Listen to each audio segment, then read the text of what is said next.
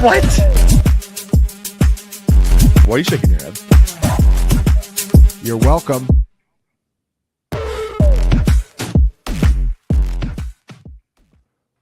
What is going on? Welcome to Wednesday and welcome to Hump Day with Hansen. I'm Hansen.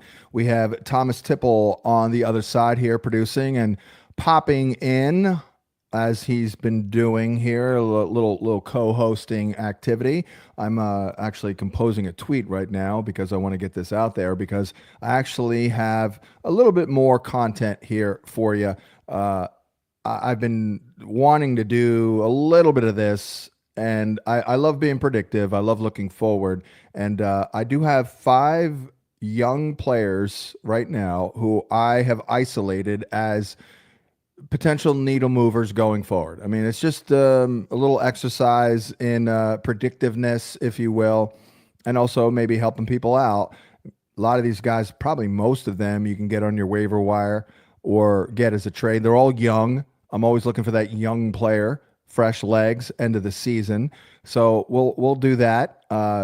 Before we take the questioning, I do have some good cornerback wide receiver matchup points here to make, and then I'll quickly go through all the upcoming matchups as always, and then we'll chop it up with the viewers and all that. But let me can we pause live? Can I pause live, like live life?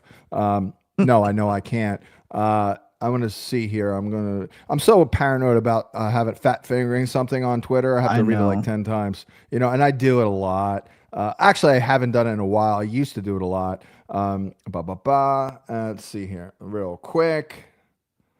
All right. Well, 5 young players. Go ahead. I was going to say, the way the internet works, fat fingering on your keyboard can lead to more problems than it is worth. So, everybody, spell check. Spell check today is more important than it ever has been before. Yeah, no doubt. All right, well, there it is. I have just posted that, so we are now good. John, I was helping Herms write his recent dynasty article that he put up on FantasyPoints.com, which everyone should go and read right away. It's about rebuilding, and I left an edit note in the article, and I tried to put ask, and my phone auto-corrected to ass because I talked about ass so much. My phone has now auto-corrected to ass every time I put ask. So I now must check every time I message my parents, so I am not sending just ass all the time. So I have received over the years, over 15 emails from people laughing their ass off because they read something I wrote and it was a typo. I don't know if you're aware of this. I'm sure you are, but you have a keyboard in front of you, and I believe the U and the I are right next to each other. So there's a couple of times where I've written that this receiver has a really tough matchup and the corner's going to shit him down. As opposed to shut. That's my fat finger typo story. But yeah, I am a little bit of a fat finger king here. Well, without any further ado, let me get into some content here. I kind of, one of the first things I do is I go through and I look at the wide receiver corner matchups. And obviously it's just a quick glance. I'm like, all right, this is looking good. Let me quickly go through the good ones here, and some lower end players, but AJ Brown against the what is it? Sane Ristil. He's a rookie, right? Second rounder for DC. Is that how you pronounce that name? I'm not real good with this one name here. Sane Ristil, right? Yeah, it's something like that. It's very close. Yeah, second rounder. 2024 draft, 50th pick of the draft. So, guy, pretty good pedigree, but AJ Brown up against him. They do play man quite a bit over the last 3-4 weeks at least. So I like that one there for Thursday Night Football. We got Cooper Kupp up against Marcus Jones. That looked good to me. Actually, Demario Douglas for what it's worth. Quentin Lake giving up 0.38 fantasy points per route run. Ased Tillman up against I don't know who this dude is. Shamar Jean Charles. Obviously, he's got a good name for playing for the Saints. Looks French, but Adebo and Lattimore are gone. So this is the new starting outside corner. So that's a good matchup here for Tillman. He is given up early on here, 0.33 fantasy points per route run. You got CeeDee Lamb. Going to see a little bit of Jalen Petrie. That's been a good matchup there. Bop. Yeah, those are the good ones. A lot of bad ones too. Drake London, Pat Surtain. That's not good. Terry McLaurin tomorrow night. Quinion Mitchell, man, he's balling, giving up 0.18 fantasy points per route run. Mari Cooper, based on alignment numbers at the very least, going to see Trent McDuffie, who's a badass. Oh, he's a good lad, but he's got a bad matchup this week. Lad McConkey, Mike Hilton is absolutely nasty. 0.11 fantasy points per route run. Who did they play? It was a couple of weeks ago. Like Hilton, destroyed someone really good. And these damn weeks just kind of run into one another. Where the hell is he? Never mind. But Mike Hilton is good. Every single time I look for something on the spot, and I just can never find the damn thing. Where the hell are the Bengals? There they are. That's right. They played Thursday. It wasn't Thursday's game. That was worrisome. They had the Raiders. Oh yeah, maybe it was. No. Oh, it was. I mean, that's right. It was just Thursday. It was freaking Zay Flowers. Now I don't know how much of that was Mike Hilton, but hey, Zay Flowers had 4 for 34, and Mike Hilton is the slot corner. I know Zay lines up all over the place, but yeah, that scared the crap out of me. And then Cortland Sutton. I know we were all wrong about him last week, but that was a push off. I mean, that was 100%. He pushed off of him more than 10 yards downfield. He was covered up completely. Guy was on his back, and then 10 yards downfield, all of a sudden, it looked like somebody fast forwarded Cortland Sutton in the game, and he got 5 yards of separation clean to the end zone. He did not separate from that corner 15 yards downfield. I'm sorry. Yeah, it's frustrating because, we spend so much time trying to break everything down. I spent a ton of time. And at the end of the day, it's just football and weird shit happens. So what are you going to do? That's my motto right now in the mid to late season doldrum right now. This happened to me last year where I went through a 3-4 week pocket where I'm like, geez, this is really hard. First 6 weeks, I'm like walking around like Jesus over here. This is easy, it's fallen off. But again, this happened last year and I did finish real strong. So I'm hoping for a similar showing here. It's gotten a little rougher, no doubt. This happens every year. I'm always way more accurate the first 5 weeks, 6 weeks, always, because there's fewer injuries. That's it. That is literally it. There's fewer injuries, and it's kind of like a level playing field when you have when you're early in the season and guys aren't worn down and banged up. All right, so that is a quick look there. I guess without any further ado, let me pop out this list. Now, again, everybody knows everything. The waiver wire is not that great. Let's be honest. Hasn't, as usual, it's not been great for guys who stick. You know what I mean? Like, oh, I picked him up in week 2. I've been starting him every week. How many guys like that are there, Thomas? They're like rental players. Yeah, it feels like more and more this year. I'm not proud of how many MVSs I've gone and picked up after Dynasty Points last night. I was up another hour or so just doing my waiver wires on all my teams, and I am not proud of how many MVSs I've already put in my lineup this morning after those waivers ran. I'm not proud. Yeah, of but you're not sticking them in there and rolling with them. You're like, oh, thank God, MVS saved my season. No, you're not doing that. Well, not in your season, but he's definitely in my flex spots. Okay. All right. I- Well, I John, mean, I that have- sounds like a deep league too. Well, I'm a wide receiver guy. So every on the contenders, there's a possibility I have lost Rashee Rice, Godwin, and Nico all year, to Yeah. this point. So I need receivers right now. And receivers statistically, one of the most down years for wide receivers in terms of point per game that I can remember in a long time. So I desperately need this new Shaheed roll out of MVS right now. Right. Right. Well, again, to my point, not to go into a freaking wormhole here, but like I'm looking at all 32 teams now.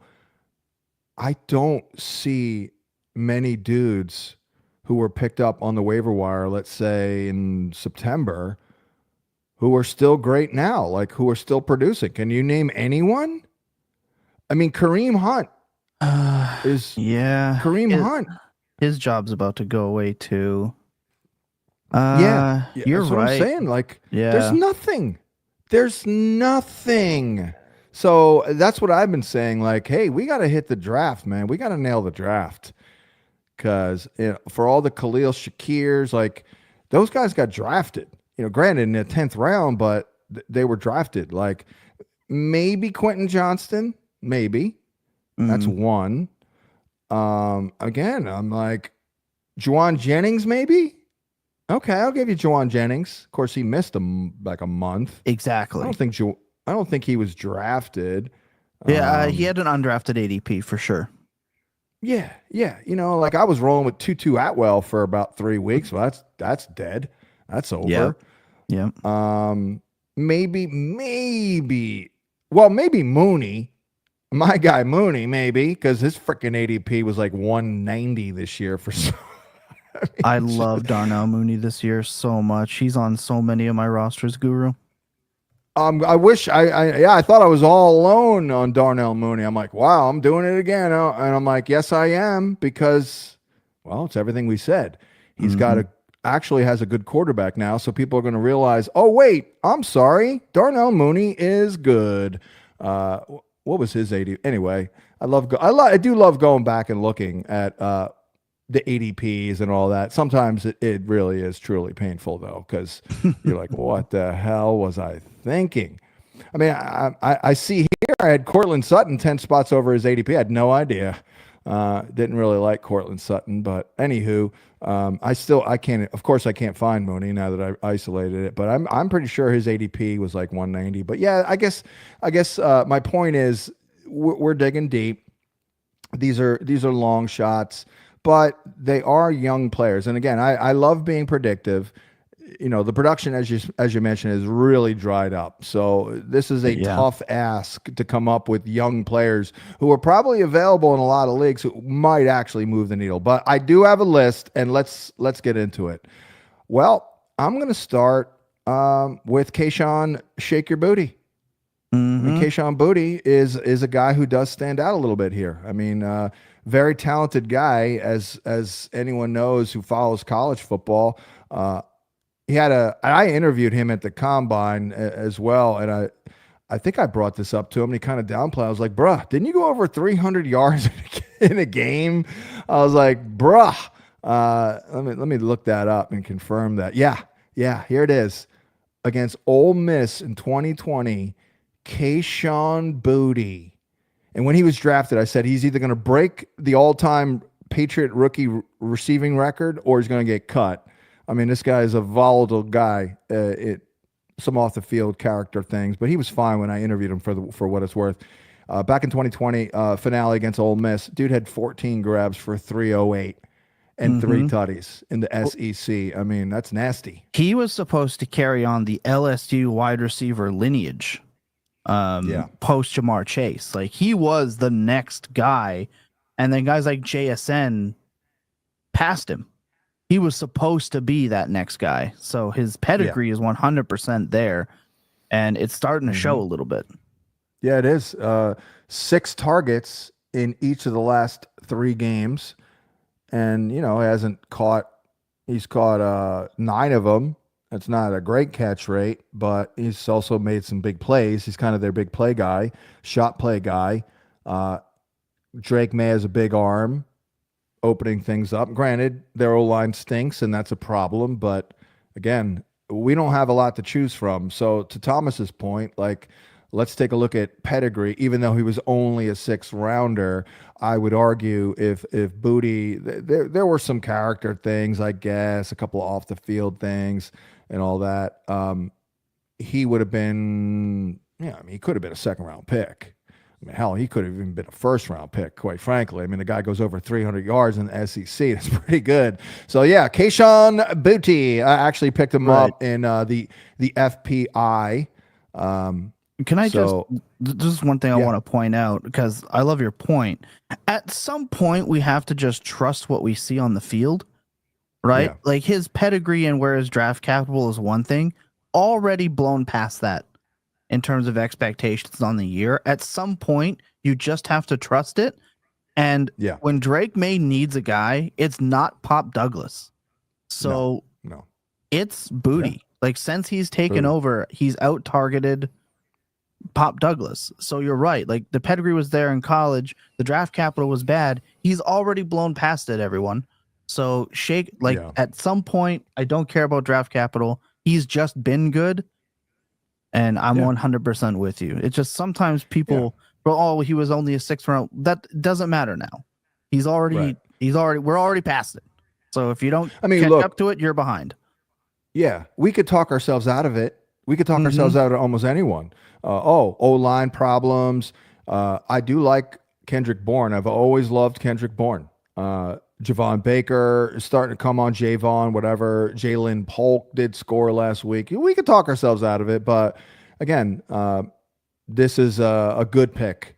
Doesn't mean it's going to hit, but when we're looking at under the radar guys who might actually move the needle going forward, that's as good as it gets, quite frankly, when we're dealing with the low end here. The next guy, I'll do another receiver, is Jalen McMillan. And I know we haven't gotten a damn thing from this guy yet, but I'm going to stick with my Jalen McMillan love. Another guy that I interacted with in Indy. I loved him. Absolutely loved him. Him and I were chopping it up, laughing a little bit. I love the dude, so I got a good vibe there. And that's all part of the equation for me, for sure. Injury has destroyed him, but here is a guy who does have 15 targets in his last 2 games with 7 catches. I think, Thomas, that, by the way, Mike Evans a good guy to trade for. Oh God, obviously. Everyone on the Bucs. Really I said Rachaad White a while ago. Now it's just everyone on the Bucs. I have picked up Mike Evans as part of a throw-in to a trade. I got him for a late Dynasty 2, and that schedule is insane. They're going to push for him to get his 1,000 yards and 10. I am ready for my 230 yards and 3 touchdowns in week 17 versus Carolina. I'm ready. Baker is dealing, man. Baker is dealing. He has been a tough one, Baker. I like Baker coming out. I oversold him a couple of times badly, and I'm like, sorry, man. I thought this guy was good. He is. Turns out he is. Let's see. Rashad is up to RB22, hanging in there. He's actually probably going to catch more balls than last year, if you can believe that. That's a little weird, because right now he's got 37. I don't even think he got 60 last year. So he's kind of, I guess, still on the same pace as last year. But hey, we're hanging in there, man. 5 tutties, 4 receiving. Anyways, Jalen McMillan is up. Oh yeah, it's up. He looks better. I mean, you got to block it up a little bit for this dude. Yeah, he's a big dude. You got to do a little bit, and then he's not bad. He's not great, but he's not bad. I mean, he looks worse than he is just because he's not really a creator, and that's something against him. But again, I don't know why. I always go, remember that run that CJ Anderson had in Denver like 12 years ago? I'm like, this guy is a jag. But if you block it up for him, he'll get it, and he's good in that regard. You can just feed him the ball, just block it up for him a little bit, because he's not going to create. That's like Sean Marino really too. Like all those types of guys that can catch passes, they're valuable. I was not a big No-Sean person, for the record, when it came out. I mean, he had a decent career. We called him Slow Sean Marino. Yeah. He was slow. He Exactly. was. All right. Well, I have 3 running backs here. And Okay. again, a little bit of we're trying to get lucky here. And I'll go the obvious low-hanging fruit. There is a running back who's young, who I believe is available in, I could look it up, probably more than half the leagues out there, who's starting to come on a little bit. And he plays behind a guy who built into his outcomes every year is 3 to 4 games missed. Trey Benson. I don't know if we're to the point where we can actually consider Trey Benson, but watching Trey Benson, it's clear you can see he's getting more and more comfortable. I mean, that is actually reflected, in his yard per carry average, quite frankly. I mean, week 1, let's see, week 1, 4.3, week 2, 0.9.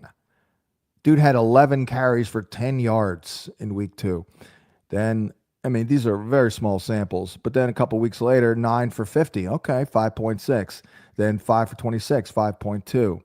And then last week, 10 carries for 62, 6.2. Game before, 8 carries for 37 at 4.6. I mean, basic numbers here, but also catching a couple long passes the last couple of weeks. He's got a grab for 19 last week and a grab for 18 last week.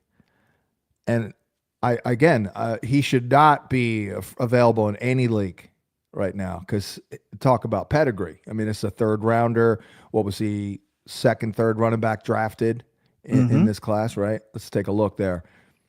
Yeah, and big upside, obviously. Imagine if James Conner went out. Trey Benson is a massive needle mover in this offense, by the way, because I think he was he was a 2nd. It was Brooks, and then it was Benson. Yeah, as expected. Their running game is awesome, as you know, Thomas, right? I mean, like, wow, you got to give them credit, hard not man. to be. Yeah, I mean, they kick ass up front, man. Yeah, and we know the teams with a hyper mobile quarterback open up lanes for running backs. But I'm sorry, but if DeMarcado looks good running the football, their running game is real good, because we know DeMarcado is a jag. And he looks good. That offense is cooking. And Petzig is kind of designing a better pass game lately. He must have heard Mark Garcia Hilo from Cashing Points here refer to him as the only other pass game coordinator worse than Greg Roman. He must have heard that and made some adjustments. So shout out Hilo for getting us a decent pass game in Arizona. Yeah, it just seems like all of a sudden, I mean, I kind of felt like a little bit of a jackass for ripping Kyler. But, there are seasons within the season, too. So maybe we were right to rip them. I mean, looking at the passing offense here, it's like they had a game with 146, 115, 189, 145, 137, 214. I mean, these are not good numbers. And don't get it twisted. He missed Trey McBride on a wide open touchdown that he probably would have overshot him in a CFL end zone, which is double the size of an NFL end zone. That can't happen. Please. Trey McBride is 3rd for tight ends in points per game and can't get a receiving touchdown to save his life. This dude would be so Travis Kelce if he could just catch a couple touchdowns. He is so good. But real quick, the Cardinals on the season are averaging 5.2 yards a carry. I mean, some of that's Kyler, but man, it's good, man. So Trey Benson, he should not be on the waiver wire, period. I mean, he just shouldn't. Freaking Connor's averaging, what's he averaging? Only 4.4, which is a little surprising. Same as Benson, by the way. I have 2 more. The next running back should be pretty obvious if you listen to me, and I love this guy like a son, of course. It's Tajay Spears. Who I noticed is, I believe, growing some dreads back there. I was like, who the hell is that? Oh, it's Spears. Okay. Looking like I Trey love Benson. Spears. Looking like Trey Benson back there. Love Spears. Great dude. Him and I, man, we were on the same page when we were discussing his game. He's awesome, man. I'm telling you, he's awesome. I think anyone who didn't know about him, they listened to me before he took the field, and they're like, all right, let's see what this guy is. And he hasn't been that productive, but anyone with a gift of sight, and you watch 20 Tajay Spears plays, you're like, this guy's good. So I think that he's going to be a factor. I thought this last week, actually, and he was. Pollard right now on pace for 345 touches. That's not happening. So I think Spears at some point is going to have a moment here in this season. And then my last one, Thomas, I know this is going to cause some eye rolls, but hey, oh no, weird stuff happens. You ready? The running back who I believe will move the needle going forward. I know we live in a PPR world. Zamir White. Yeah.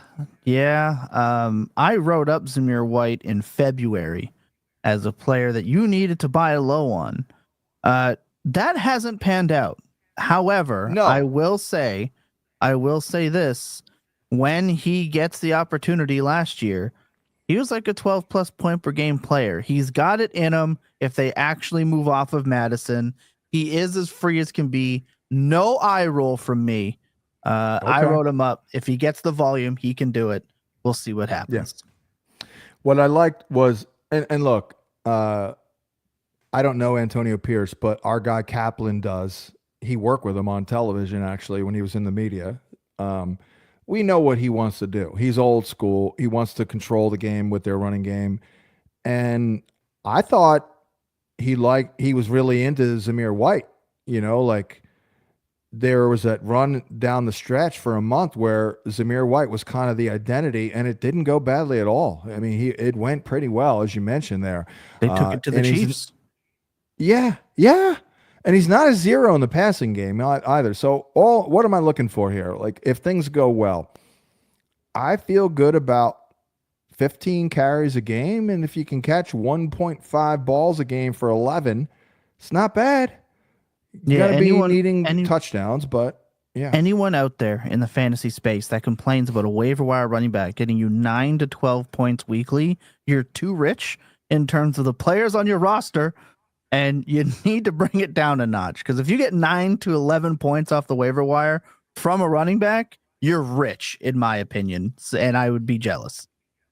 Now, the matchups could be a little challenging early on here, but I do see good volume opportunities for the most part. Miami this week, okay, at medium matchup, we'll call it. Denver, they're actually been getting run on lately. And it's Bo Nix, and they don't score a lot, so I think we can get some volume there. At KC is a problem. That's a problem. Of course, he did run on them last year. Then at Tampa, their run D has fallen off a little bit. Their defense overall has fallen off a little bit. But then most importantly, fantasy playoffs. Deep league, second flex, or you got nothing. At Tampa, versus Atlanta, versus Jacksonville. They stink. And then New Orleans. Like, Thomas, week 16, 17, semis, finals, competitive league. You're dying a running back. Oh, I made it to the semis. Oh, what do I do? Oh, never mind. I'm good. I got Zamir White against the Jags. I mean, that could be a thing. No Trevor Lawrence Jags as well. He's out again this week. Just came across the timeline. So Lawrence out again. Okay. If he sits out the season, I mean, that game, we're going to see 50 carries in that game. No one's throwing the ball. And you're right. That's going to be Zamir White time. Not a bad list of low-end needle movers, I see. No. Thomas, you seem to like that list. All right. Well, I do enjoy. Not a bad list. Yeah, I do enjoy digging deep and looking for those kind of things. All right. Well, we've already been on the air here for 30 minutes. So I don't know how many questions we have. Why don't we just go there, because otherwise we'll be here for 3 hours. Yes, absolutely. Let's get into it. Mark Farmer was here early. Shout out to you at 8:40. Well, for 8:45 my time this morning before we went live. Good morning. 6-point passing TD league. Our guy Jordan Love or the recently usable Justin Herbert. Thanks as always. First thing I do here on a Wednesday, I don't do my rankings by Wednesday morning, is I look at the actual site rankings. We've got Love. Well, of course, we've got them tied. I think I'm going Herbert. I think I'm going Herbert here. Chicago, that's not a great, unbelievable matchup. I don't know if is Jordan Love going to have to do a lot in the second half. That's the question. I don't think so. Yeah, I can't believe it, but I feel very good about Herbert. I'm going to go Herbert there against Cincinnati. I mean, they're going to put up a fight. That could be a shootout. Harbaugh loves Herbert. You know, we saw the clips of him warming up with him. Harbaugh still getting mad when he dropped that ball. He's funny as hell. He's kind of a cornball, but like he wins everywhere he goes. So, I mean, it works. Hey, Captain Comeback, man. You know, he was a guy when the Bears drafted him. Honestly, he was just a guy. He was good. You know, I was like, all right, yeah, he's all right. You can win a Super Bowl with him, but you got to surround him with like a lot. You know what I mean? Great defense, great O-line, running game. Okay, we can win it. But then he went on that run at the end of the career where he was Captain Comeback. I mean, he almost brought the Colts to the Super Bowl. I believe that was the AFC title game. It was like a Hail Mary deal against, I believe, Pittsburgh. Anywho, I'm going Herbert there. I mean, Herbert, by the way, here's one for you. Herbert does more with his legs than Love. A lot more. You are not wrong. Yeah, absolutely. Yeah. Always rushing upside with him. That was his bag out of college. Lightning Lord with the obviously Spaceman Lego that I shout out the profile picture every single time he pops up because it is awesome. Happy Hump Day, guys. Full PPR, need to bench one. Garrett Wilson, well, not him. Debo, McLaurin, and Shakir, love all the content. Shout out to you. Yeah. These questions are difficult. Debo, McLaurin. I mean, McLaurin's matchup potentially is a little bad here. Let me look at Shakir real quick. Well, let me go this way here and just get a look at the schematics here of everything. You know, a little early in the week. You know, I was thinking our guy Trey, you know, had this idea for me to do this Wednesday morning thing because Wednesday morning is like that awkward period where we're no longer early in the week, but we're still early in the week and we don't have anything coming down. Like, you know what I mean? Like nobody knows anything on Wednesday morning. I'm like, great. So it's a good time to do it. Well, problem is I don't know much on Wednesday morning. Right. That is the problem. So I do need to kind of like, I do a lot of, you know, on Wednesday morning because I'm still kind of looking through it all. Shakir looks like he's going to be on this Connor who has not played much. And that looks like it's a pretty good matchup. Are we PPR though? That's full PPR. We are. Yeah, absolutely. Oh, there it is. All right. Debo. Let me take a look at Debo. I mean, only one ball there. It's, by the way, we had a big disagreement last week, Debo versus Kittle here, and you won by like 1 point or 2 points. Yes, sir. Thomas, one touchdown, baby. That was the final points. That was a final points disagreement. Oh, right. I still stand by my analysis because Debo was more involved. No, for sure. 100%. I got lucky, but I'll take it. Sometimes you gotta take those when you get them. Debo, they're kind of zone heavy. You like Debo against zone. Witherspoon's pretty good though. Debo does have a plus schematic. Now we're not sitting. I mean, to me, it's. Can we sit? No, we can't sit Wilson. He's playing the Colts. We can't do that. Right. Yes. I guess I'd probably sit Shakir or McLaurin So Shakir's my answer simply because we had all the other receivers out and it was still Matt Collins. that had Yeah. the big play. Shakir is good for Yeah, 10 to yeah. 12. I don't Right. trust him getting 20. All of the other guys on this list can get you 20, and I want the most upside possible. If you want to play a little safe, I understand like Shakir over a McLaurin, but I want 20.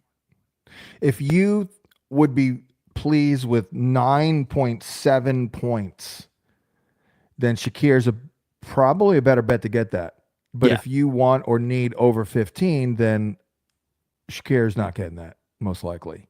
Right. It So, takes I understand perfect you want to circumstances. go upside more often than not, but I do think it's important to look at those expectations. And like, it's not really a 100%. cop out. It's not a cop out. It's like it's just managing your decision making a little, getting it a little tighter, and that often will lead to long-term better results, quite frankly, better hit percentage if you consider the expectations.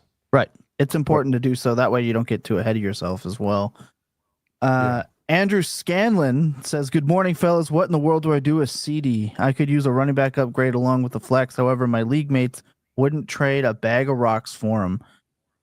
I think you answered your question in the question. You're riding him out and hoping that Trey Lance never sees the field again, I think is the and that maybe they get him a tinted visor so they can actually use their apparent home field advantage that Jerry Jones said he built into the stadium.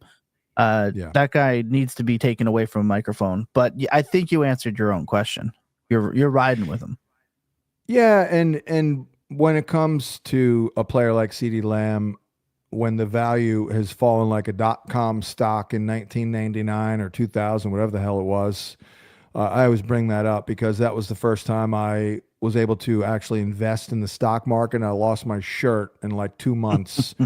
I told my wife, well, it's going to take 10 years to get that back. And it took about 12. But anyways, whenever I'm in that situation, when the stock is down and the player is a stud, I'm like, well, guess who's sucking it up? Me. As I tell my kids all the time when they have a problem, well, you're going to have to suck it up.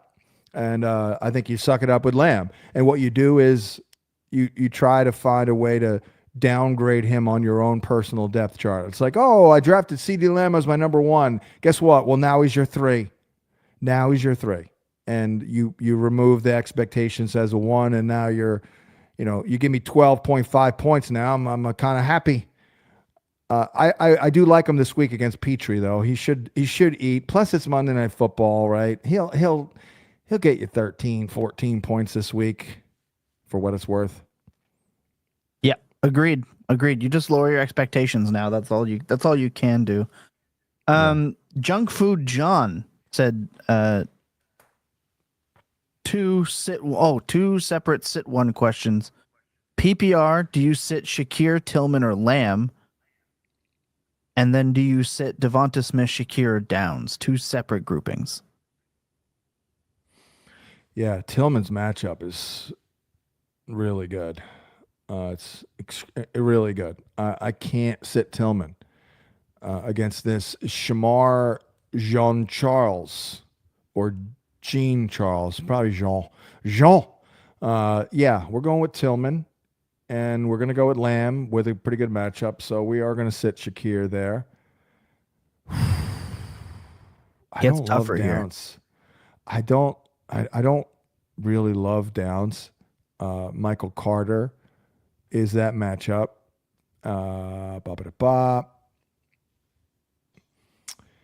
Yeah, I think I'm sitting Downs. I think that's fair. What do you think? I've been off the Josh Downs train all season, really. Compared to everyone else on the site, I like him, but in that offense, like, what is his upside really? The Shakir and Downs are like the same player in my opinion. They are. But one of them doesn't have Joe Flacco. Exactly. So for like that does it for me. But this Joe Flacco is going to boost the wide receiver court. Yes, Josh Downs dropped a walk-in this last week, but he did. I don't know how many of those walk-ins he's going to get. So I'm sitting Josh Downs, and if I have egg on my face at the end of the day, I can go to sleep happily. knowing that I made that call. We had the 199 from Andrew Scanlon. Much love to you. Rest of season full PPR, Amari Cooper or Jawan Jennings. That is easy for me. Oh, I'm glad you brought that up because it's Amari Cooper, and on the trade article, I spent a ton of time putting every team and schedule under the microscope, and I came to the conclusion that Amari Cooper could absolutely be a needle mover going forward. In fact, I was going to add him to my list, but he was too big of a name. I'm like, let me just go on the very low end. But if you read the players to trade and trade for article, he's number one on the list. Now I do arrange him by position usually, but I don't know why this time I didn't. But anyways, yeah, the schedule is good. Keon Coleman already ruled out for week 11, and then when I looked at the schedule, it may not look great on the surface, but I think it looked good for him because a lot of man coverage he'll see against KC, San Fran, LA, Detroit, New England, and the Jets. That is more man heavy than not, I think. And that's what you want with Cooper. So I do believe that there's a chance that Cooper starts kind of emerging. You know, he is a little volatile. You got to get him the damn ball earlier, else he'll pout and cry. But I do think he has a chance to be a real needle mover. So I'm Cooper all day on that. It's a little tough because Jennings is in such a great spot, but he's just one of 4 really good options for Purdy. So he's just not a lock. I think Cooper's more of a lock. Yeah, I'm taking Jawan Jennings. Oh, here. I'm taking Jennings. It's not close for me. I'll write this one down. He is at the role that we wanted Brandon Ayuk to be in. Jennings is in that role as the true X wide receiver in San Francisco. 39% of Brock Purdy's first 3 targets were to Jawan Jennings in week 10. When they needed a guy on third down, he was the guy. Big, fast, has upside in the offense. San Francisco is going to be fighting for their life now here with this division and getting into the playoffs. I want that. The Bills' offense is too much like Green Bay's. Spread it around. Josh Allen stealing touchdowns. They might run it 30 times for no reason. I'm taking Jawan Jennings. I think I believe that he's the truth. I don't think this is a fluke. I think he's the real deal. And I think he's the reason Debo walks next year. Well, I would say the real reason is they drafted Ricky and I agree. signed Ayuk. But yeah, but then I agree with you. They have the ability to not lose out production because they have a guy like Jennings. So I'm taking Jennings here. I've got it written down. It's right here. I got week 11 versus the Guru. We're going to see. I love that. All right. Frizzle with the 5. Hey, real quick, I think you're right about Jennings. I mean, you know, down the stretch last year, I started betting a lot of props. I remember I absolutely loved his Super Bowl prop, and he crushed it. I remember that. Crushed it. And yeah, and he's been good, and I gave him plenty of love this year. Like, yeah, he's been very good. Like, he is reliable. He's tall. He's a big available target. Purdy trusts him. Oh yeah, all that stuff. It's just that they do have Pearsall and Debo and Kittle. Oh, and McCaffrey. He could be the odd man out. Granted, so could Amari. But when I look at Amari, I see a path and a potential elevation, if you will, as okay, this is our one. Like, down the stretch, I believe they brought Cooper in to give him more firepower to beat the Chiefs. So what are we doing here? We got to get this guy going. We got to get him rolling as our one for the stretch run. If we want to beat the Chiefs, we need an alpha. Yeah. So I think that's what they're going to be looking to establish going forward. Not wrong there at all. Frizzle with the 5 says, got Murray on a bye. I play versus Lamar this week. Do I start May or Winston? Also Otten on bye. Do I start Ferger Gesicki or drop one to pick up Knox? The answer is usually never Dawson Knox, but no. Playing Lamar this week may not be as bad as you think, given how Pittsburgh plays him. This should be a lower scoring game in the AFC North with Pittsburgh. These games never shoot out. So Hey. keep that in mind. I actually listed Lamar as a player to trade. Okay. Now I have to preface it all with this is not a sell at all cost endorsement by any stretch at all. However, if you have Lamar, and I pretty much wrote this, if you had Lamar, have him, and you need wins now, I'd sell because I is Lamar really, has he played well enough this year to have what could constitute his career year? I would say no. I don't think so. He's been very good. I mean, it's a dream year right now. I just don't know if we're going to get through a whole season playing this well. So I think we might have a little valley here, a little season within the season over the next month where Lamar's not that great. And Thomas, I mean, most of it is, in fact, that Pittsburgh matchup and Two of them. and the Philly matchup, and two of them, and the Philly, and a bye. That's why I said, you know what? If you're dying and you got to win out or close to it, you might want to just sell off Lamar shares right now, help yourself elsewhere, and stream it up.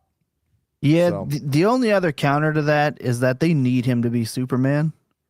Down this Do stretch. they with Derrick Henry? Do they Yes. though with Derrick Henry? Yes. Down the stretch, Pittsburgh, Chargers, Philly, Pittsburgh, Houston.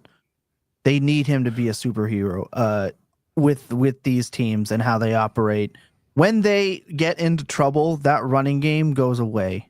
It is non-existent, and they put the ball in his hands on the ground. Any game that gets close, like the 11 carries for 55, 9 for 52, like they put it in Lamar's hands when they absolutely need him, to the point where that's why they lost versus the Chiefs in the playoffs. This is why they lose playoff games, because they go away from the run and they abandon what they do, and they let Lamar rush it 18 times and throw 52 times like they did versus the Titans. So, Right.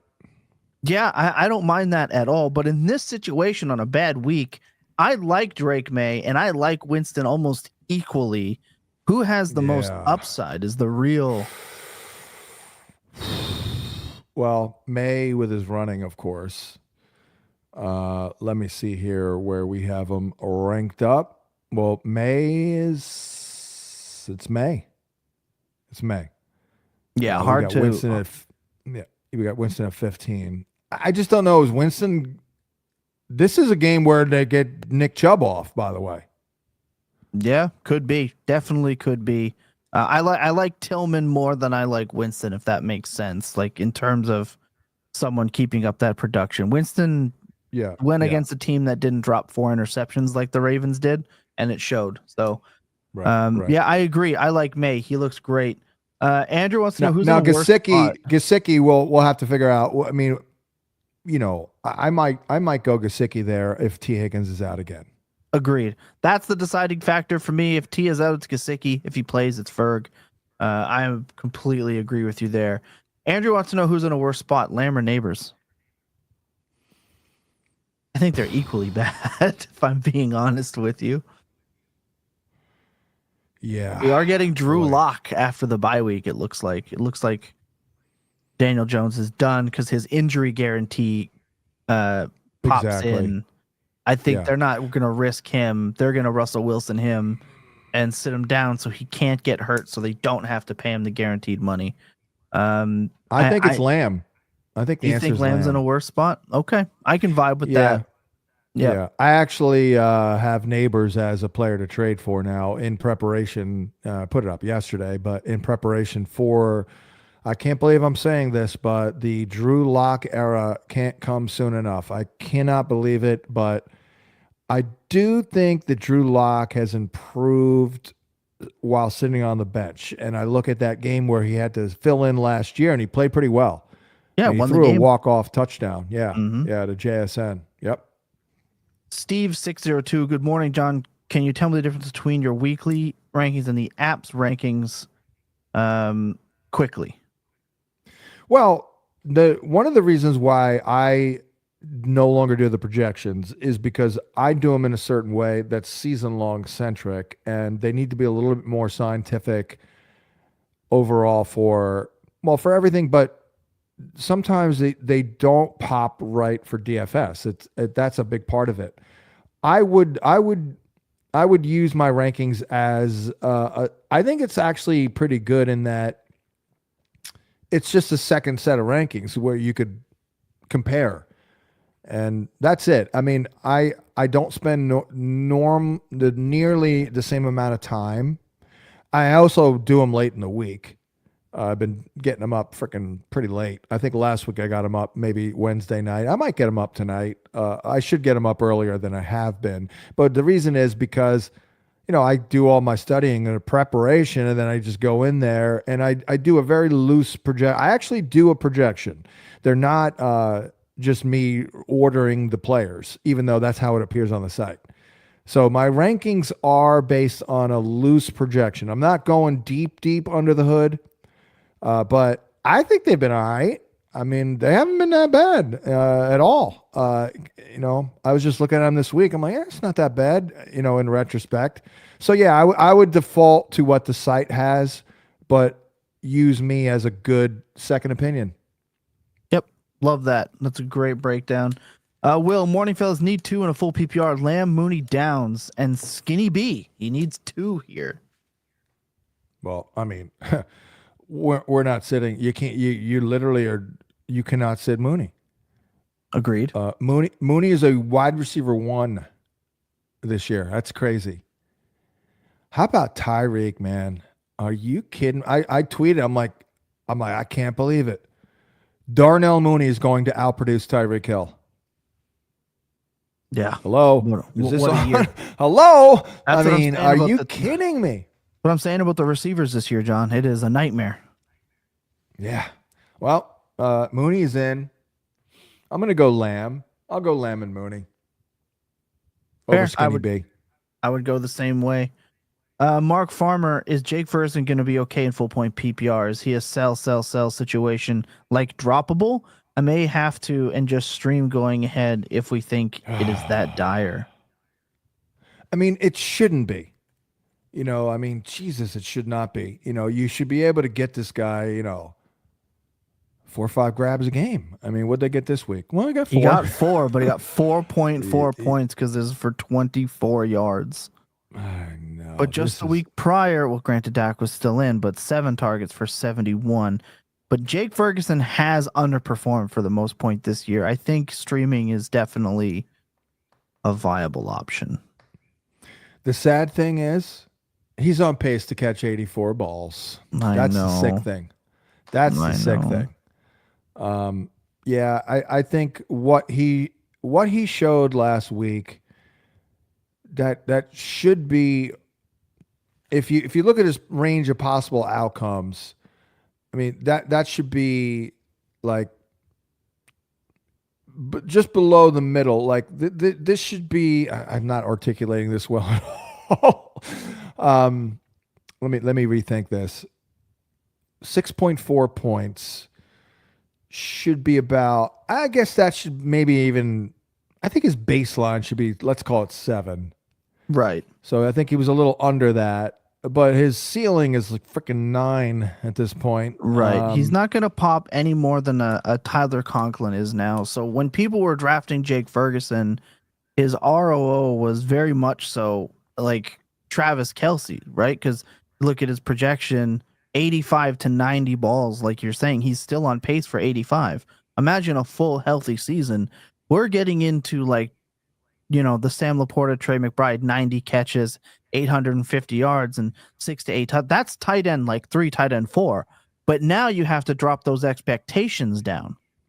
Whereas now he's just simply Jonnu Smith, Tyler Conklin, and all of the Will Dissly, right?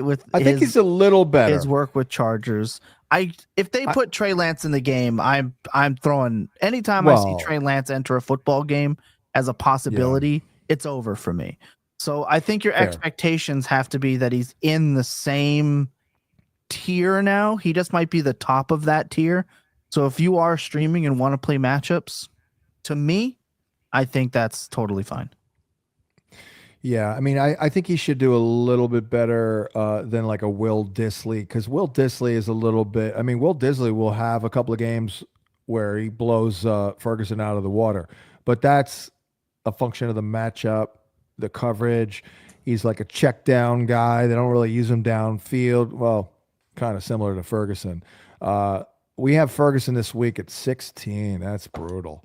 Wow. We only have Hawkinson at 15. Damn. Who's better than him right now going forward? Kelsey, Bowers, Kittle, Mandrews, McBride, Laporta. Yeah, he's off this week. Laporta, that's 6. Njoku, probably that's 7. Who else is off this week that I'm forgetting? Oh, Pitts, that's 8. I would Hawkinson, take that's Kincaid. 9. Kincaid, yeah. Kincaid, that's 10. Goddard at this point, that's 11. I mean, Jonnu at this point, Jonnu's getting his work every week. The way the offense is structured. Yeah, I feel Did we like say Jonnu is. George? Oh, I did say George. So Okay. I think Ferguson's right there at like tight end 12 or 13 for what it's worth. And that's a guy that you're like 8 points a game if you're lucky. Yeah. Happy we with, spend a lot but of we're time not on doing that. backflips. Yeah. Dan Casey wants to know Love or Wilson this week. Ooh, Wilson is looking pretty good. Let's see where we have it. Yeah, Wilson. I can't believe it, but Wilson. I agree. We have him at QB8. Yeah, I mean Baltimore, as you know, They're terrible. Baltimore. They are a Swiss cheese defense. It makes me very sad. I was watching Ed Reed highlights the other day to remember what a defense looked like. Very sad. Oh, was Sad that on days. social media? Was that on social media? I saw that Ed Reed highlight clip reel. Oh, I where it just was I shown- just ha- Oh, I okay. just have them. Oh, I okay. just I have them yeah, saved yeah. on my computer at this point for moments like this. Bango Lancer needs to know if he should trade Chase Brown for Debo Samuel. Standard scoring. He has Achane, Gibbs, and Aaron Jones. Needs a wide receiver. This is standard scoring, which means I want to keep the running back. What say you? I want to get, honestly, I love Debo, always have, but I want to get a little bit more. Am I Yeah. greedy? No, Because you're Chase Brown not. is a freaking alpha. Like he runs that S. I do think Herbert though can get involved. I really do. They just brought in and- another veteran running back. Oh, who And was it it? wasn't Leonard Fournette. It was somebody that I don't even Oh. really recognize. They brought in somebody else even, and he's a nobody. So, Not Milton. Milton was undrafted, I think. Kendall Milton. no. You talking about the They Georgia kid? they brought in Fournette and another running back this week, and they chose to sign Oh. him over Fournette, which just shows you how cooked Fournette is. Somebody that I legitimately don't God. even recognize. Chase Brown is going to continue to get like 80% of the of the work here. Oh, Gary Brightwell. That's the one. Oh, wow. Yeah, He's coming out of his cage and he's not been doing just fine. I can tell you, Exactly. he's Gary Brightwell. Yeah, Wow. so it's all Chase Okay. Brown. So you're not being greedy. You should definitely want more for just Debo. So to give you a perspective, what kind of player would you get? What's a fair Garrett Wilson? Hell, I Malik would. Neighbors. It's standard, so it's very hard for me as someone like I haven't played non PPR in 10 years, so it would be hard George for Pickens. Yeah, you want somebody with a little more weekly alpha upside. Debo, like you said, they spread the ball around quite a bit. In a non PPR, you need the big shot, big touchdown play. So for Puka me, or Cup? Puka or Cup? Puka or Cup, Tyreek Hill plus right now would be another guy for me because he is touchdown upside. That's what you need. But to me, Chase Brown, like I'd rather trade Aaron Jones for like a worse wide receiver than lose Chase Brown off of a roster. Yeah. I do like Aaron Jones has a really good schedule, but I have no idea if he's going to make it, availability wise. I mean, we almost just thought his season was over. Like, Darnell Mooney, wide receiver 8 in scoring. Oh my God, that is unbelievable. And Tyreek Hill, I'm shocked he's wide receiver 30. yep. Tyreek. Well, that's what happens when Shocking. you get Skylar Thompson and Tyler Huntley in. Yeah, but it's beyond that. There's more going on here. True. Like, I Yeah. mean, the Rams, like they locked him down. Yeah, And the offense it seems was to me weird. it seems to me like people have caught up with Mike McDaniel. Yeah. I mean, is anyone else saying that? Well, at the start of the game, I think he needs to get out of his own head because the start of the game, he had Waddle running by himself by 20 yards. They were triple teaming Tyreek, and then Waddle Right. Waddle still didn't crack 9 points after having 55 yards in the first drive. So I know. That's what I'm saying. Like there's something like, I don't say it's broken, but it's not as good as it was last year. That's for sure. It's definitely not clicking. So Early Bird here has a couple. Good morning. Goff, Tua, or Russ? Russ. Agreed. He says PPR in America. Need 3 with some tough choices. Tyreek, JK, Garrett Wilson, Downs, Pickens, and Skinny B. Need 3. Pickens, obviously. Easy. Wilson. Easy. PPR. Tyreek. So now we're between Tyreek. Well, it's not Downs. So No. now it's Tyreek. Well, I'm not going with Dobbins. So, real quick here. Although, you know, the Bengals, yeah, but the problem with Dobbins now is you got freaking Gus, so I'm not doing that. Bop. Let's see, Miami. Let me look at Miami real quick. Vegas. Okay. Yeah, I'm gonna go Tyreek.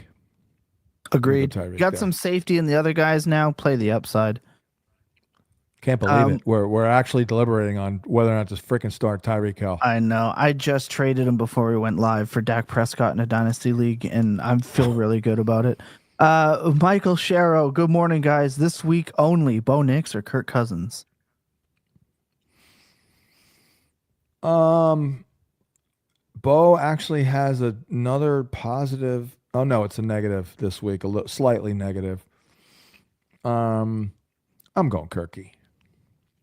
Yeah, I agree with that one. If you take away Cortland Sutton, who the F is Bo Nix throwing to? Kroll? Tony Franklin? Mims? Vele? I know. It's Lil Jordan? No. I'm sorry. I know he's getting it done. That's nasty. I'm going Kirky. Dan wants to know standard scoring. Lamb, Devonta Smith, Waddle, or Jameson Williams? That is an interesting dynamic. I'm going Lamb. You're going Lamb on that one? Yeah. I mean, Jameson is, it's like torture at this point. Okay, hear me out. Let me just give you just one hear me out here. We know Jameson Williams is going to get like 3 to 4 targets. Okay, and we know he's going to get like 2 to 3 catches. After Goff threw 5 interceptions, with Jacksonville being as bad as they are, I have this thought in my head where maybe Jameson, the Lions make an example of the Jaguars, and they dial up Goff for some easy touchdowns. If that's the case, with how bad the DBs are, I've just got this weird guru type vibe that Jameson Williams is catching 3 balls and scoring twice this week. You're gonna feel that vibe. But you're gonna feel like a chump when he gets 2 targets, catches 1 for 50, and Lamb has 8 catches for 71. Yeah, you're not wrong there, for sure. I just wanted to, see if I could narrative my way into a Jameson Williams week, but You are right here. There is just something going down I with hear you. Detroit No, this I hear you. week.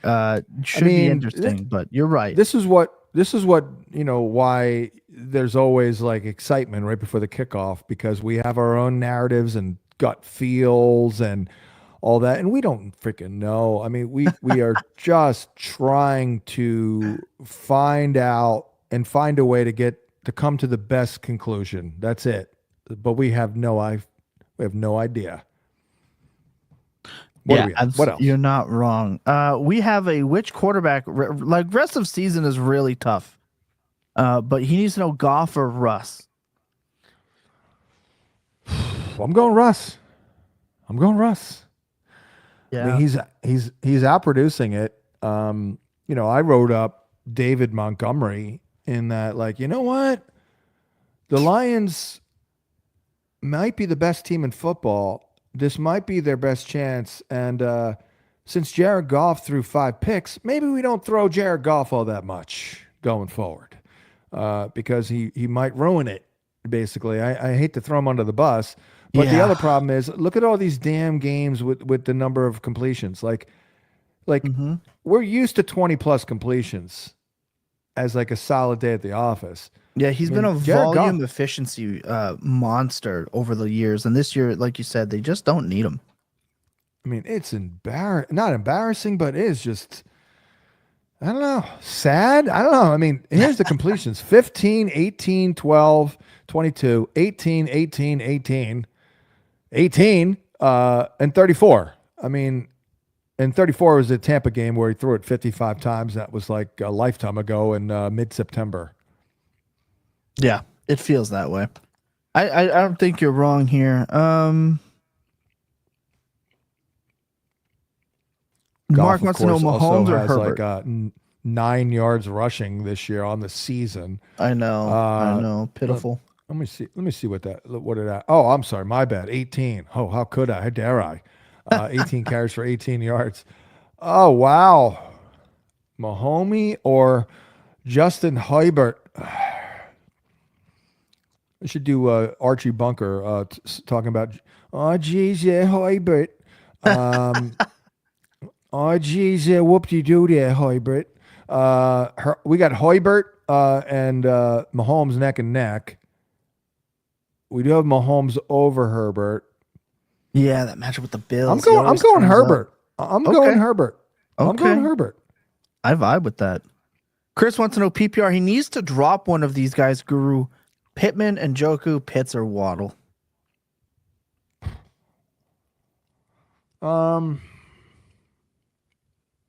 It's either Waddle or Pittman. I think, did Pittman go on IR officially? No, he's just listed as questionable. Yeah, I'd probably drop Pittman. I would too. He's been hurt really badly, and that team is a mess. I agree with you here. Happy Hump Day and Info Dump Day. Josh Downs or Devonta Smith in a 1 PPR? Skinny Batman. Agreed. That one's pretty easy for me as well. Shiraz wants to know, Morning Guru, pick up Bo Nix as a backup and drop Stafford. He says, I usually start Geno. Yeah. Bo Nix is a little safer because he runs. But do you want 16.7 points most weeks, or do you want, 20-plus potential? Nix's schedule is pretty good. They do have a bye in week 14. Stafford, I would have said Stafford by landslide before last week.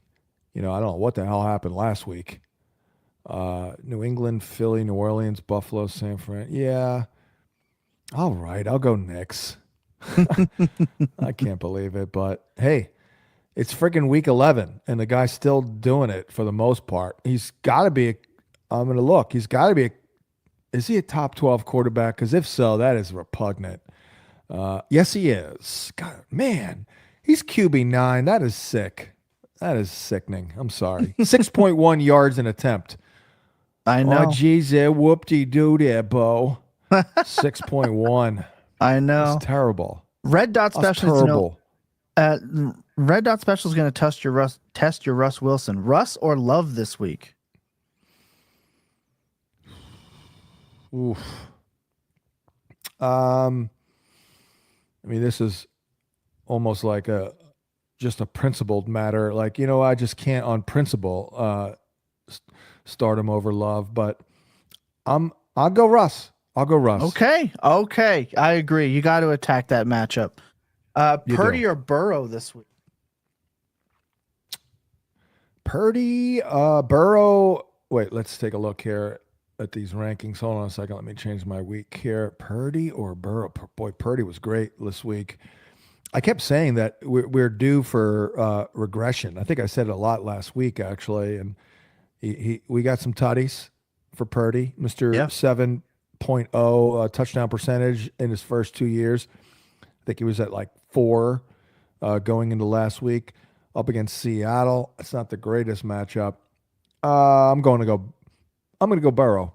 I'm going Burrow there. A little hotter, Yep. Yeah, it's close though. Buddy guy. Burrow's freaking on fire, man. Burrow is awesome.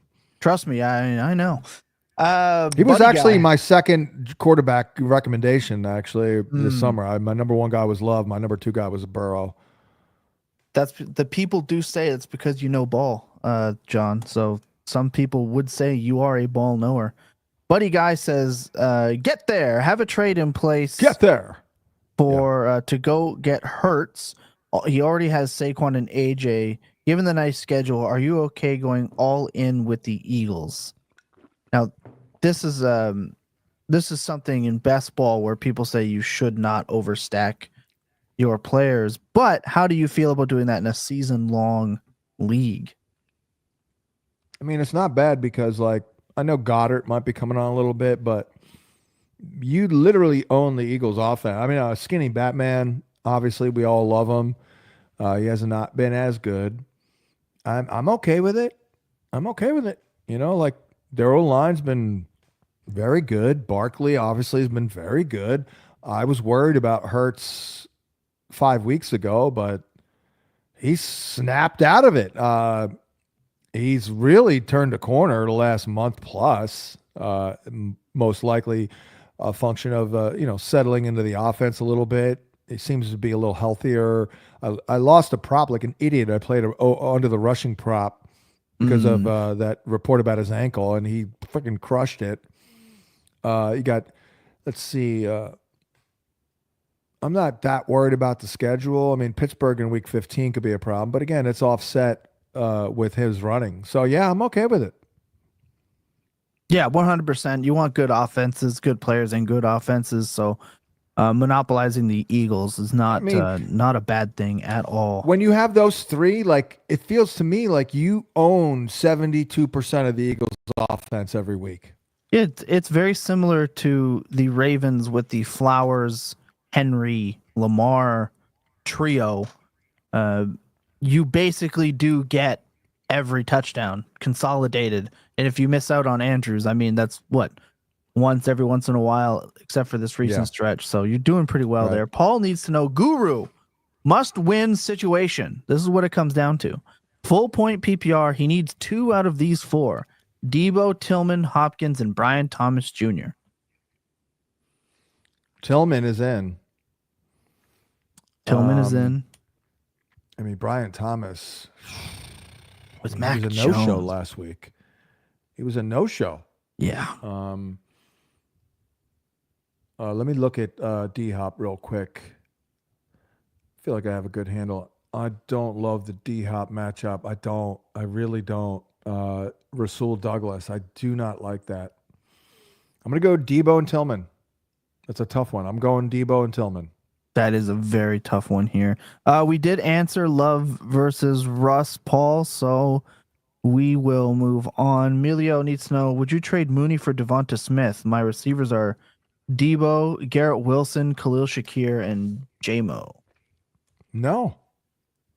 Yeah, you're getting similar production, if not better production for Mooney. I agree here. I mean, here's Mooney's yardage total on the season. Let's exclude week 1 because Kirky was Mr. Rustolium. Okay, my man was rusty as hell. Here's the freaking yardage. 96, 88. And by the way, no one gets any yards anymore in the NFL. I looked, and there have been 42 instances of a quarterback throwing for over 300 yards in the season. 5 years ago, through week 10, the number was 84. So we're down over 50% in terms of 300-yard passers.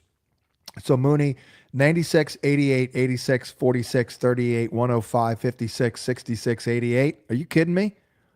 With 5 or more targets in every one of those games. Mooney to the moon. To the Mooney, let's say. To the Mooney. Dude's freaking wide receiver 8 right now in scoring. It's crazy. And there's no end in sight. Right. He's got 86, 88, and 96 yards in his last 3 games with 2 tutties. He's crushing. Yeah, the offense is definitely popping. Kyle S. says, morning, John. Daniels or Love this week? I mean, we're telling a lot of people to go with not Love. Daniels' matchup is nasty, though, man. This could be a rough go, but I still have to go Daniels. I still have to do it, but I don't feel warm and fuzzy about it. What's he getting per game? Wow. He hasn't been very good. Well, they've limited his rushing, Daniels, here of late, but Edwin Porras did mention that he's more than likely going to start seeing an uptick given the time frame for a rib injury. So very interesting to see what happens with that. So the uptick in rushing but people should have seen this coming. We get too excited early in the year.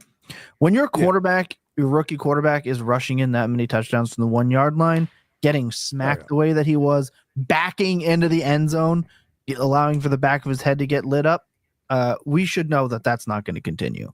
So that was something. I actually was writing to trade him after like week 3 or 4, and people are like, "What?" And I'm like, "Look, I know this is weird. I was worried about availability. That kind of came to the surface, obviously, but I think it's still prevalent because of what you just said. He's not running as much. There's a reason for that. I'm sure that they've instructed him on an hourly basis in preparation all week to not run, like, unless you're, that's like a last resort. So over the last 4 games, he's got 3 touchdown passes total, and he's only averaging 185 yards. And he is augmenting a little bit here at 35 yards a game, but this is not much. This is not adding up to much here the last 4 weeks. But again, Jordan Love doesn't run this year. That ankle, it's been a weird year. Yeah, I mean, the groin, ankle, knee, I mean, he's got all kinds of problems. Like, so it's kind of a lost freaking year, unfortunately. And it's not the greatest matchup against Chicago. They're pretty good. So, yeah, I'm going Daniels. I think that's totally fair. Mark, I see this question. Well, if we get some time, we're going to come back to this. I'm going to mark that one. A little bit of a longer one. I think we're in rapid fire mode, by the way, aren't we? That's what I'm thinking. So I'm going to start. If we get a chance, we will. We want D Hopper Jennings from Brent. Damn it. See, these things, I wish I could go rapid fire. I mean, if it was like Thursday, Friday, I'd go, oh yeah, I'd answer the question, but I got to look everything up here. Let's see here.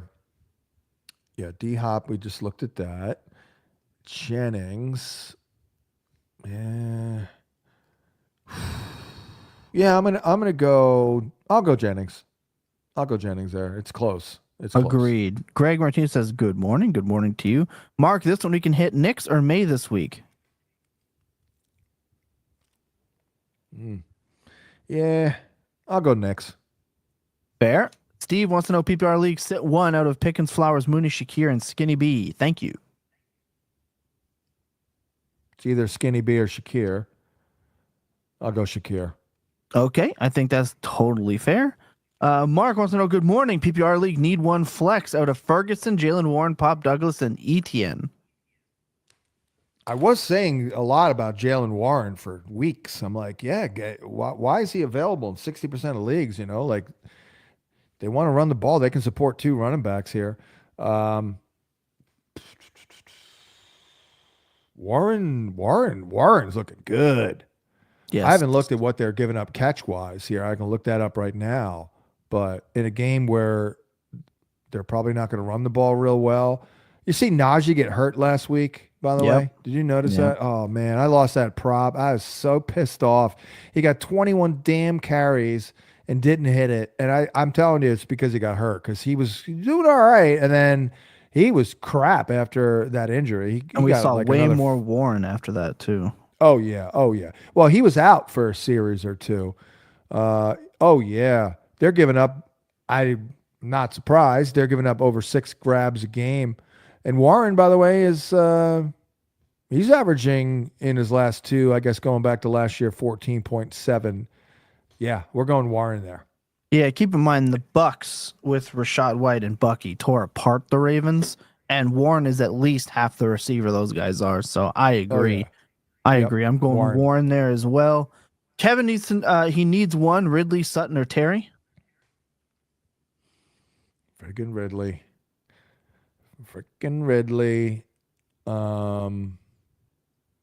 Sutton, McLaurin. It's close, man.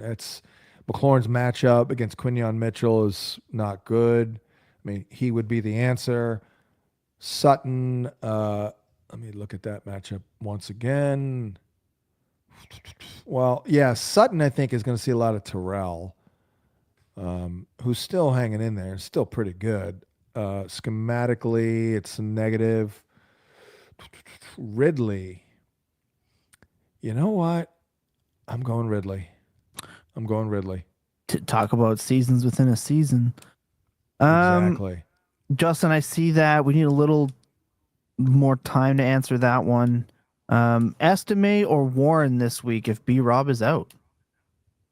Oh, Warren. I assume PPR. Estimate. Can we? I don't think we can count on Estimate for more than like 1 catch if you're lucky.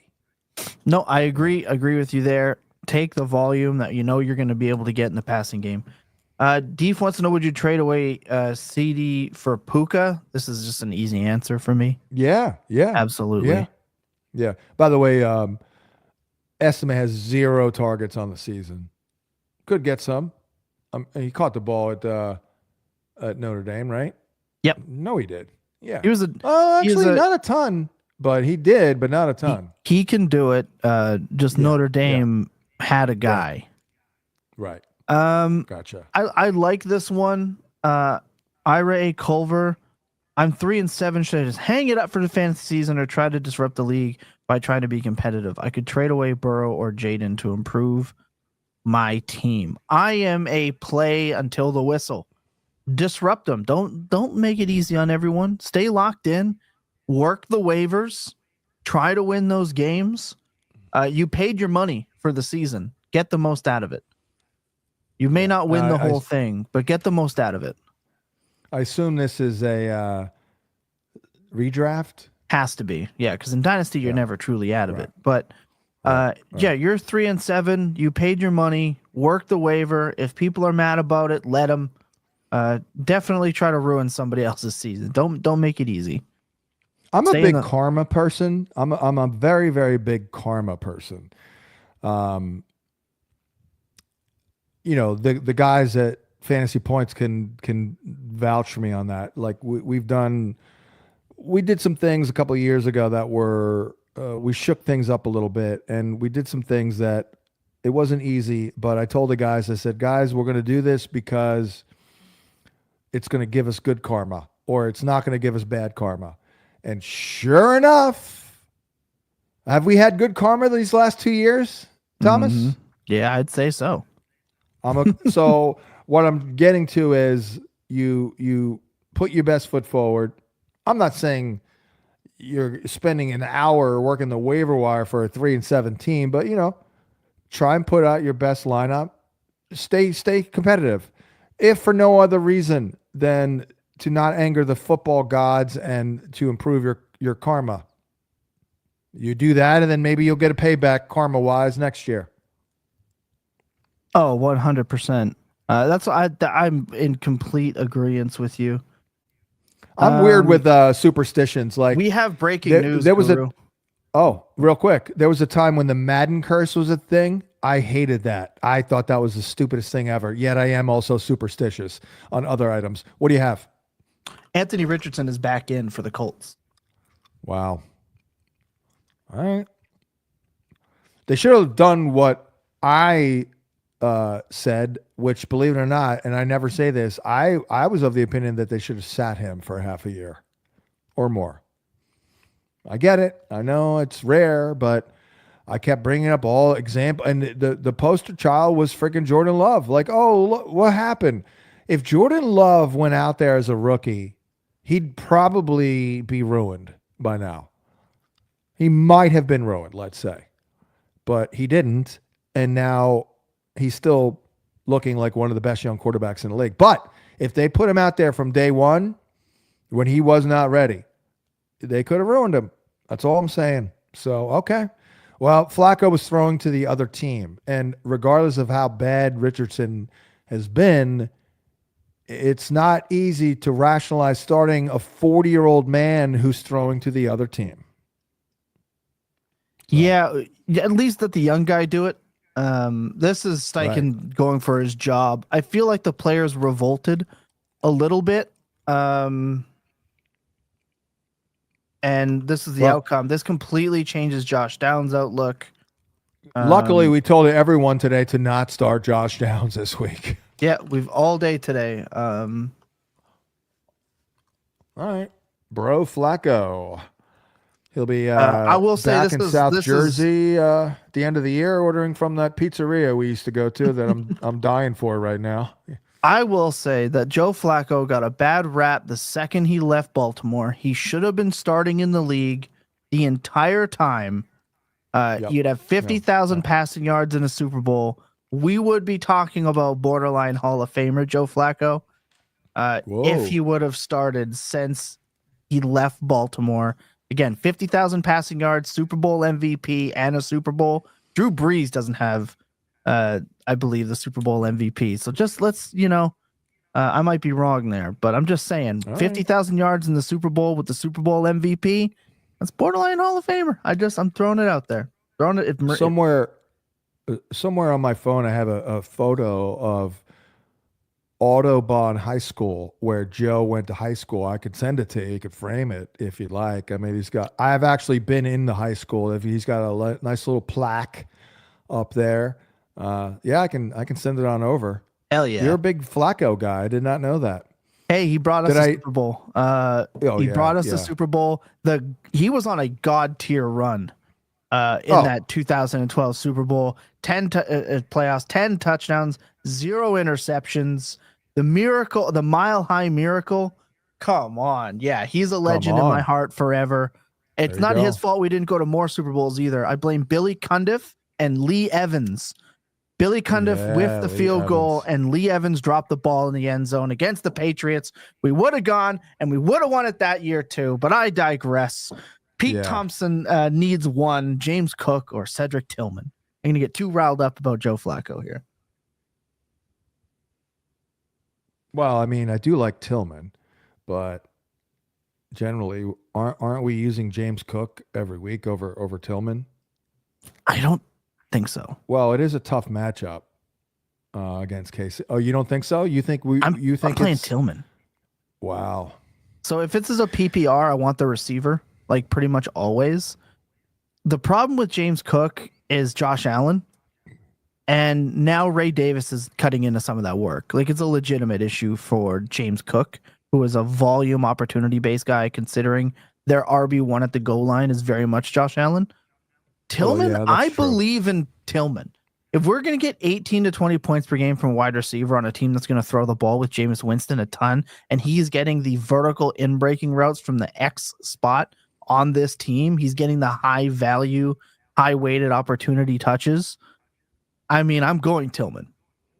But keep in mind that I'm okay with a 0 every week from every player.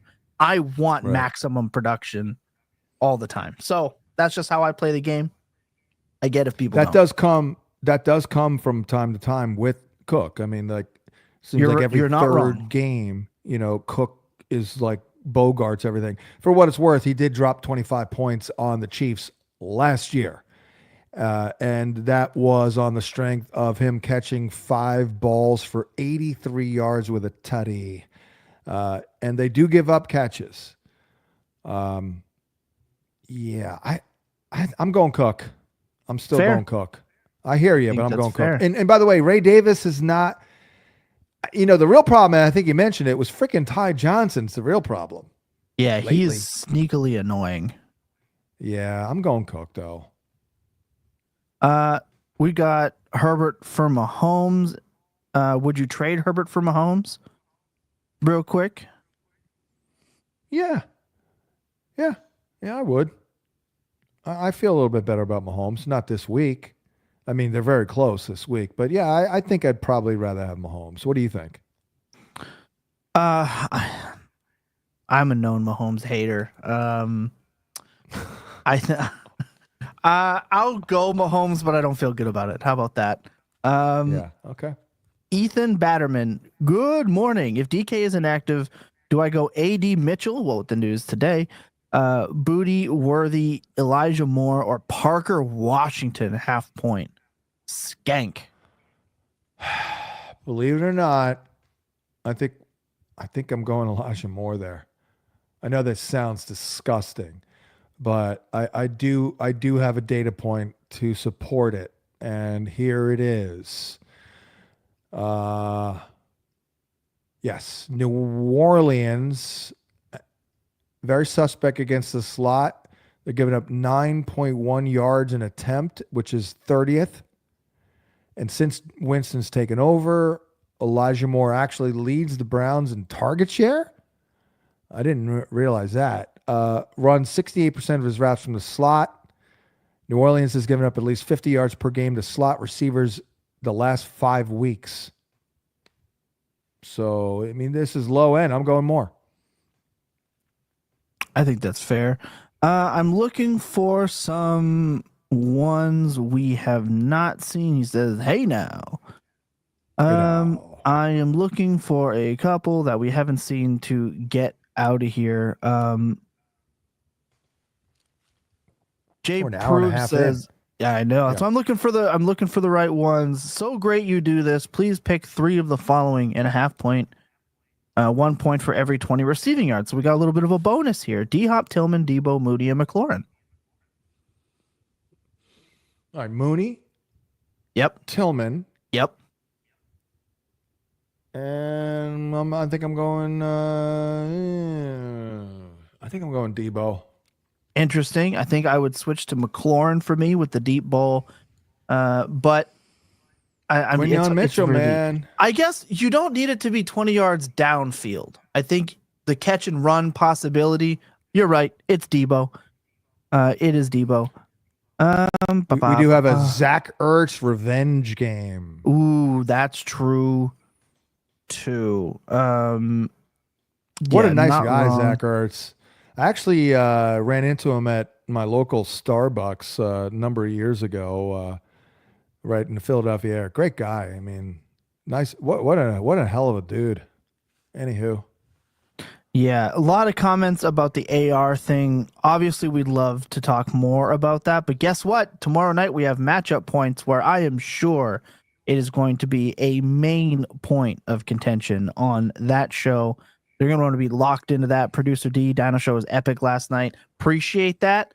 We gave 2 hours of insane Dynasty rebuild advice. Go and check that out. Podcast is out now. Go check that out everywhere you get your podcasts. Much love and appreciate you. You're not going to I know what our guy. Sorry, finish your thought. I was going to say, finish your thought. People are not going to want to miss Jacob absolutely going off on Ryan Heath in the player picks section. You're going to want to see that. We had a great time. Lots of laughs. A little bit of crying, but mostly laughs. So check that out. Dynasty Rebuild Show. Do that.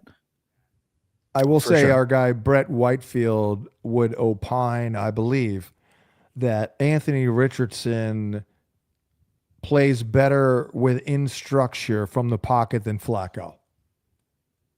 Yeah, so the thing with AR is the film bros have always liked him.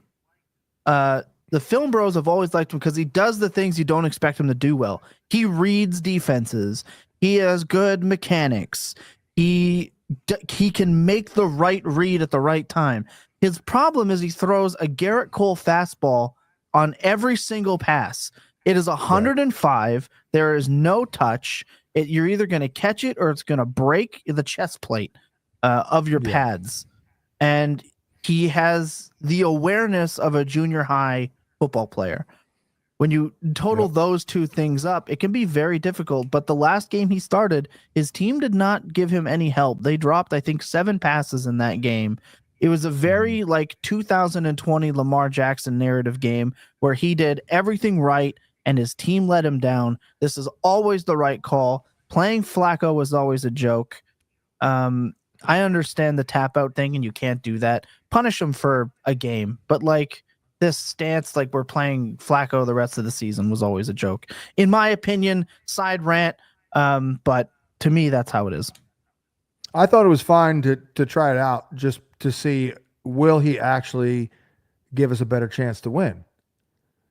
I mean, that was a legitimate question that I think the answer has come, and it's not really. So I think Steichen's, saving his job right here. He's playing for his job now. Yeah. All right. Well, no more bro Flacco. There it is. So we'll wrap it up here, right? Yes. Yeah, absolutely. Take us out, Guru. Well, thanks for tuning in. This has been Hump Day with Hansen. I'm Hansen. Special thanks to my cohort, Tommy T, right there. And like he said, make sure you tune in to the live stream on Thursday. I believe last week was probably the best one we've done, even though week 10 sucked. But me, Graham, and Brett, we should podcast it. It's a very good listen. But you want to put it on the background while you're working and spend a little bit of your employer's time listening to us. That's great. So for Thomas, I'm John. Thanks for tuning in. Thanks for all the support, and we'll catch you next time. What? Why are you shaking your head? You're welcome.